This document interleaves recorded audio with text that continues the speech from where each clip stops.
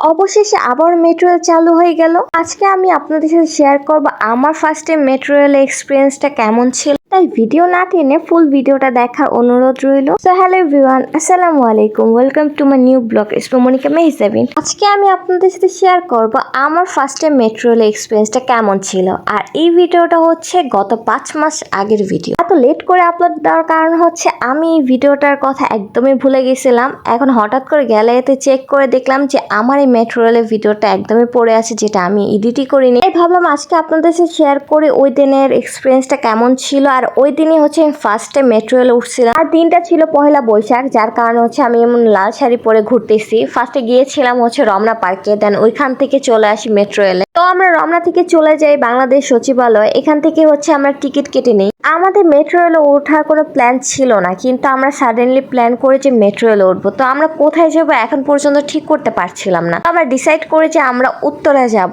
তাই এখান থেকে আমরা টিকিট কেটে নিই উত্তরা যাওয়ার জন্য। এখানকার টিকিট মেবি 90 টাকা করে। আমরা ঘুরে রোদে পুড়ে ফেসের 12টা বেজে গেছে। যারা হচ্ছে ওই দিন বের হয়েছে তারাই বুঝতে পারবে কতটা পরিমাণে গরম ছিল আর রোদ ছিল। আর এখানে হচ্ছে টিকিট দেখিয়ে হচ্ছে ভিতরে ঢুকতে হবে। এই সিস্টেমটা কিন্তু একদম বাহিরের দেশের মতো আমি ফিল পাচ্ছিলাম। মানে আমাদের দেশে এত উন্নত হয়ে গেছে, আমার এখানে এসে মানে এত ভালো লাগতেছে যে নিজের দেশটাকে একদম বাহিরের দেশের মতো লাগতেছে। যেহেতু আমি ফার্স্টে মেট্রো রেলে উঠবো, তাই আমি খুবই এক্সাইটেড ছিলাম। আমাকে দেখলেই বোঝা যাবে যে আমি কতটা পরিমাণে খুশি ছিলাম যে আমি ফার্স্ট টাইম মেট্রো রেলে উঠবো।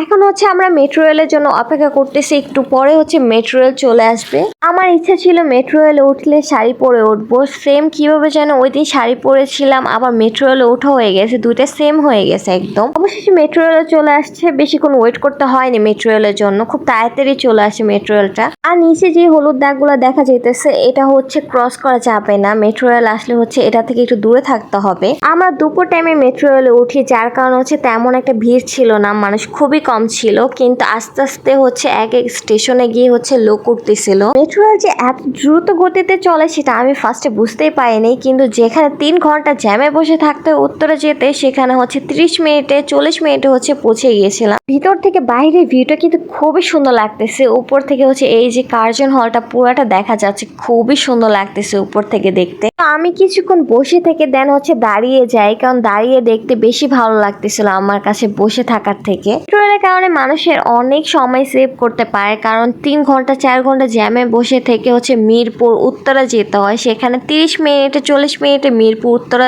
একদম পৌঁছে যাবে। মানে কোনো জ্যাম জট নাই, শান্তিতে বসে বসে যাওয়া যায়। এতে করে অনেকটা সময় বেঁচে যায়, আবার এত কষ্ট করতে হয় না, কারণ জ্যামে বসে থাকতে কিন্তু অনেক কষ্ট হয়। তাই একদিকে হচ্ছে এই জিনিসটা খুবই ভালো হয়েছে আমাদের দেশের জন্য। উত্তরা যাওয়ার সময় হচ্ছে একদমই বলতে গেলে খালি ছিল মেট্রো রেলটা, কারণ দুপুর টাইম ছিল। কিন্তু আসার সময় অনেক ভিড় হয় বিকাল টাইম, যেহেতু তখন বাহিরে রোদের তাপটা দেখেন কি পরিমাণে গরম। মানে এত গরম ছিল ওই দিন, মানে আমি একদম অস্থির হয়ে গেছিলাম।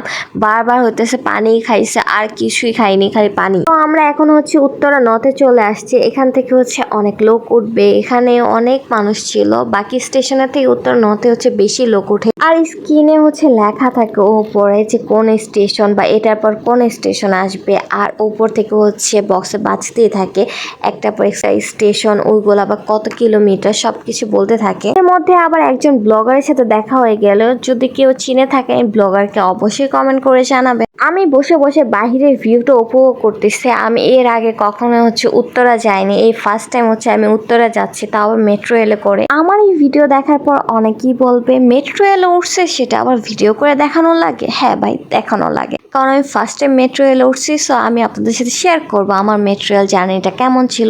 তাই হচ্ছে এই ভিডিওটা করা, আপনাদের সাথে শেয়ার করা। সত্যি বলতে এখন আমি যাই করি আপনাদের সাথে শেয়ার না করলে আমার একদমই ভালো লাগে না। যাই দেখি আমার ইচ্ছা করে আপনাদেরকে একটু দেখাই, তাই হচ্ছে এই ভিডিওগুলো করা, আপনাদের সাথে শেয়ার করা।